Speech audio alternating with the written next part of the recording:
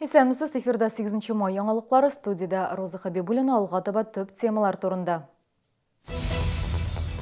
Зә бистәсендәге мәйданчык балалар өчен куркыныч, аны кем тәртипкә китерер?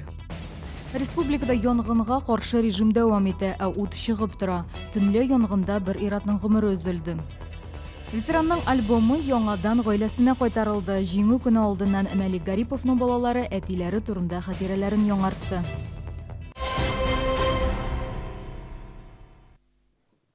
Зәп бистәсенең 14-15 йортында торучылар балалар мәйданчыгын тәртипкә китерүне сорый.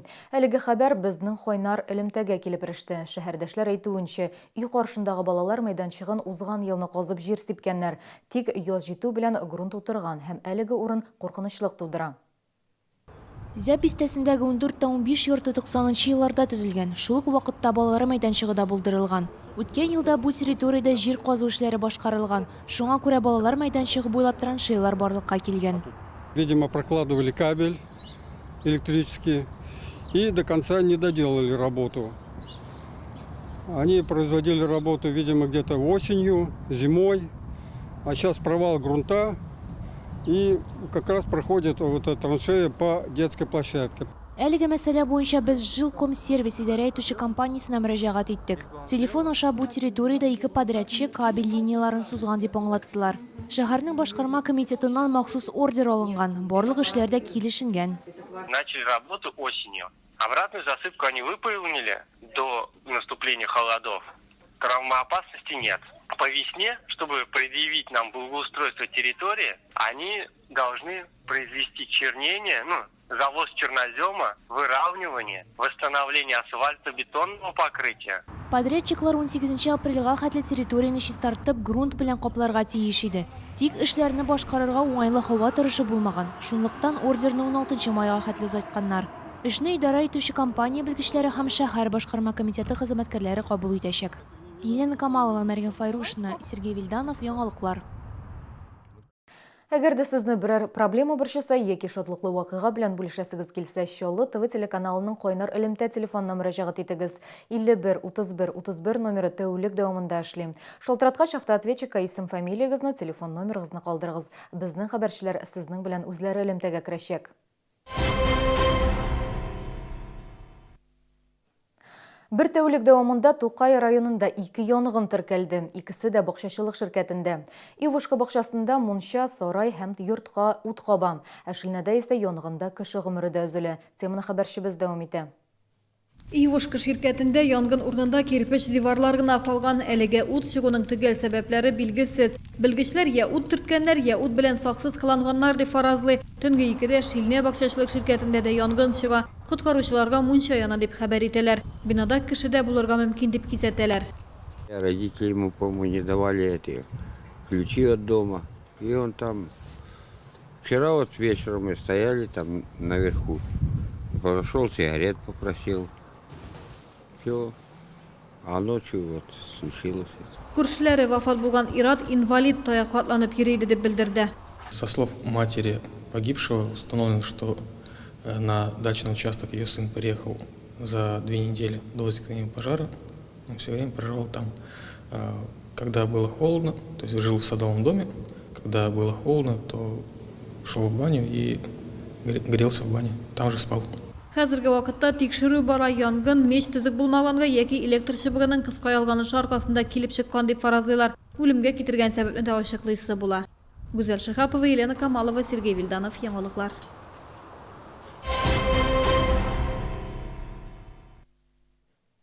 Ветеранның альбомы хуҗаларын топты. Мәлик Гариповка җиңүнең 40 еллыгына багышлап бүләк ителгән фотоальбомны подвалдан сантехник табып алам. Ул аны туган якны өйрәнү музеена тапшырам. Бу хакта без аерым репортаж күрсәткән идек. Шуны күреп, Мәлик Гариповның балалары кыйммәтле альбомны гаиләләренә кайтарырга була. Бүген алар әтиләренең фотоальбомын алды һәм хатирәләре белән бүлеште. Я хочу передать вам обратно вашу семью альбом, который попал в наш музей. Надеемся, что вы также будете его хранить долгие годы. Бу альбомны ветеранның балалары хәтерләми инде, әмма әтиләре хакындагы истәлекне гаиләгә кайтарасылары килә. Ветеран Мәлик Гариповның оныгының баласы үсеп килә, аңа бабасының батырлыклары турында күп сөйлиләр.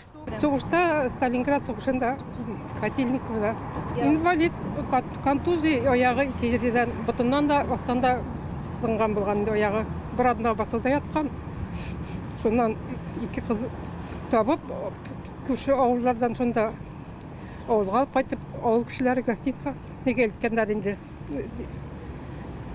лечебный учреждениеға қояды үлкендер енді. Сонан әлі соғыс біткәш, шул 48 елларда да ике таяқ белән жүргән. Музей хезмәткәрләре экспонатны шатланып иясенә тапшырды. Иң мөһиме аның тарихын белде. Бөек Ватан сугышына багышланган экспонатлар шәһәр музеенда шактый 9 май алдыннан Тухай яр буенда хатлардан, фотолардан торган күргәзмә оештырылды. Челнинцы отправлялись на фронт с первых месяцев войны, уходили. В это время к нам приезжали эвакуированные и со всех прифронтовых районов, из Москвы, из Ленинграда, из Мурманска, из Петрозаводска, из Белоруссии. А дети из Орши к нам приезжают сюда. Много детей, 8 домов ребенка через Челны в годы войны прошло, в том числе дом младенца. Челнинские предприятия во время войны получают, конечно же, военные заказы. Шаланның урман заводында агачтан чаңгылар, чаналар ясап фронтка азатканнар. Төгү фабрикасы да зур ярдәм күрсәткән. Тарловкадагы үпкә авырулары өчен төзелгән госпитальдә 10 меңнән артык солдат дәваланган. Күргәзмәдә булар хакында тулырак белергә мөмкин. Авыр еллар хатирәсе хатларда һәм фотоларда саклана. Гүзәл Шихапова, Илдар Шәйдуллин, яңалыклар. Шалыда бір кімді ұнытылмаған барда хәтердә акциясы дәвам итә. Шишкин бульварында Московский җәмәгать үзидарәсе 15-нче мәктәп укучылары белән шәһәрдәшләребезгә Георгий тосмаларын таратты. Мин үзебезнең шәһәрдәшләребезне шушы комплекста яшәүчеләрнең барысында шушы бөек бәйрәм белән чын күңелдән котлыйм. Елларыбыз тыныч булсын, күгез аяз булсын. Яңадан бер кайчанда сугыш афатын күрмичә исән-сау яшәсеннәр. Бәхетле, картлык, тыныч тормыш теләп калам барсына да. Иртәгә Чаллыда иртәдән үк шәһәрдәшләр өчен бәйрәм чаралары үтәчәк. Ел сайын җиңү парадын карарга килүче ветераннар саны кими. Бүген Чаллыда 2000 ярымга якын ветеран яши. Аларга багышлап шәһәрдә май башыннан алып төрле чаралар узды. 9 майга да тырышып әзерләнделәр. Иртәгә бәйрәм иртәнге 9-да Муса Җәлил скверында башлана. Ватан ана һәйкәле янында парад белән дәвам итәчәк. Көн дәвамында паркларда солдат боткалары пешереләчәк. Сәгать 3-тә Азатлык мәйданында күпләр яратып өлгергән Үлемсез полк акциясы оештырылачак. Плакатлар күтәреп шәһәрдәшләр мәйданга килеп керәчәк.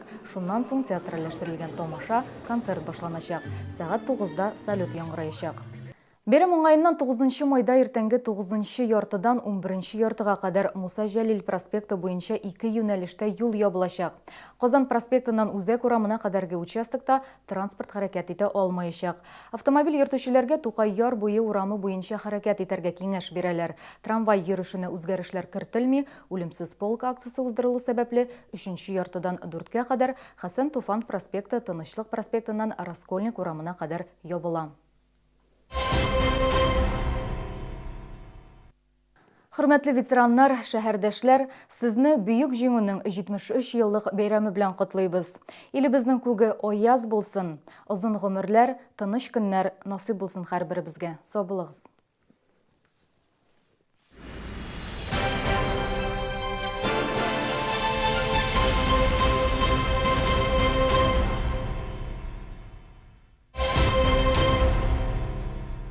По совету дедушки, по совету мамы, ем пломбир советский. Вкусный самый. Пломбир советский. Вкус детства от компании «Славица». Автосалон «Автоград». Продажа, покупка, подбор автомобилей с пробегом, кредит, обмен на выгодных условиях, проверка авто на техническое состояние и юридическую чистоту. Автосалон «Автоград». Каждому клиенту рад.